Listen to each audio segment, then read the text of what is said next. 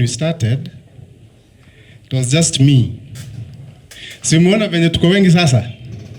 Yeah, but when we started, it was just me who came up with the vision. I remember one day just waking up like 3 in the morning and idea tu ikakuja. I woke up in the middle of the night and boom, you know, the vision was born. Like I just woke up, like I had this idea, you know, I can bring students, I can fund them, but hata kwenye pesa itatoka hakukuwa nayo.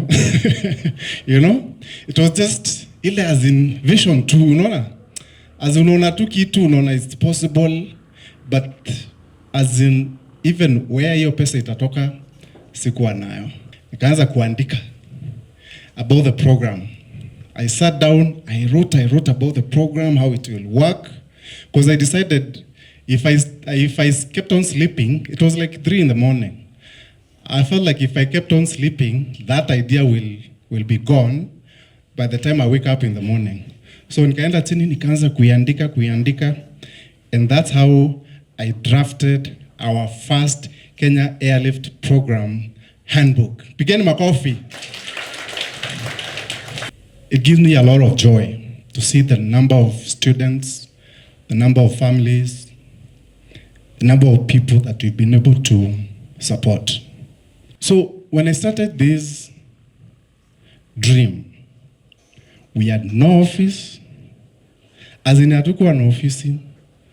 Mimi nilikuwa na I used to advertise the program huko tu kwa mtandao. In 2018 is when we really kicked off, even though I came up with the idea in December of 2017.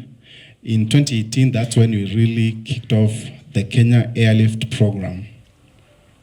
And there was a lot of people who really doubted us, because the first year, 2018, we enrolled only 3 people, only 3 students. Wilfred, for some reason, I don't know who told him I was around, but he came to looking for me in 2018, and I was in Kenya in January of 2018. Tukamita hapa, nilikuwa nakaa hii hoteli. Tukamita hapo, akakuja akaniambia, you know, mimi maisha imekula huku, imenikula huku. Mimi nataka unisaidie Bob. Akaniambia, I want you to help me. Nikamuuliza, what do you want me to help you with? Akaniambia, I want to be like you. Nikamwambia, you know what? I have this program. I intend to start it. It has not kicked off yet, but I just believe in you.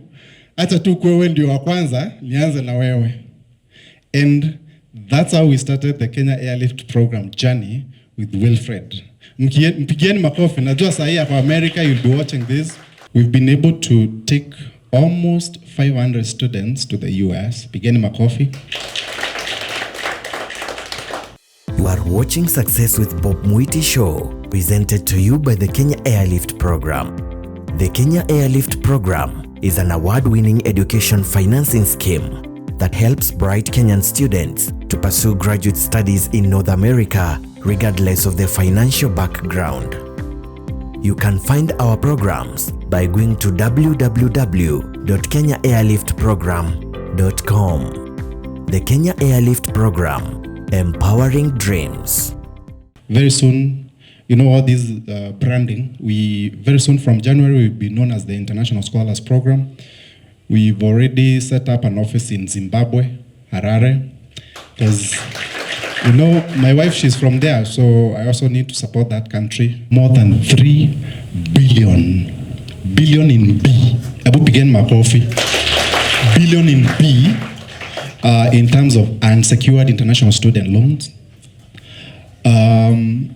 Of course, when I started this journey, like I said, I really didn't know how I would fund the student. I just believed, man. And we have a very good partner who is able to give us this money, who is based in the US. Studying in the US is very costly. It's about 55 million Kenya shillings. That's around $50,000. Not many families have that kind of money, you know.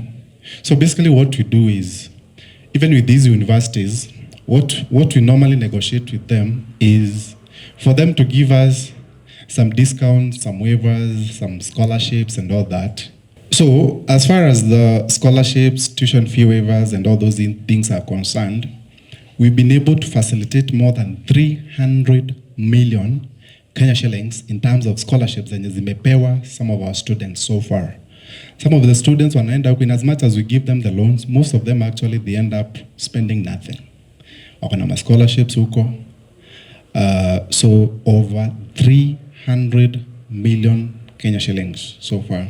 And in addition to that, also what we do in the Kenya Airlift program is that also we facilitate the relocation expense. So basically, what happens is if you want to go and study in the US, you basically have to worry about the cost of tuition and living expenses. In Mwambia, it's about 5 million. But also, there's also a challenge because you can actually get somebody the funding on the other end, but also kumtoa Kenya, afike America, it requires money in terms of air tickets, visa fees, service, school applications, enrollment deposits, evaluation of transcripts, medical insurances, accommodation, lease deposits, all those things. Because huwezi amka leo uende America just because we're going to scholarship on the other side. It's a process. It's a process that actually requires money. And what we do in this Kenya Airlift program is that also we facilitate that relocation expense. And so far, and that actually comes directly from my company. So hii hata tupewi kutoka nje by our lending partner. This is basically our own money from the company, from what students contribute into the kite, into the revolving fund. We've been able to facilitate so far over $1 million, which is over 120 million Kenya shillings in terms of relocation expenses. Please. This August, we expect to take around 150, God willing. And so far, we have about 80 students who have visas to go to the US in August. You have been watching Success with Bob Mwiti Show, brought to you by the Kenya Airlift program. Come back again next time to learn concepts, tools, strategies, and resources on the path of becoming a successful immigrant in North America through real-life experiences. Be sure to subscribe to the Kenya Airlift program YouTube channel and also follow us on Facebook, X, Instagram, TikTok, and LinkedIn.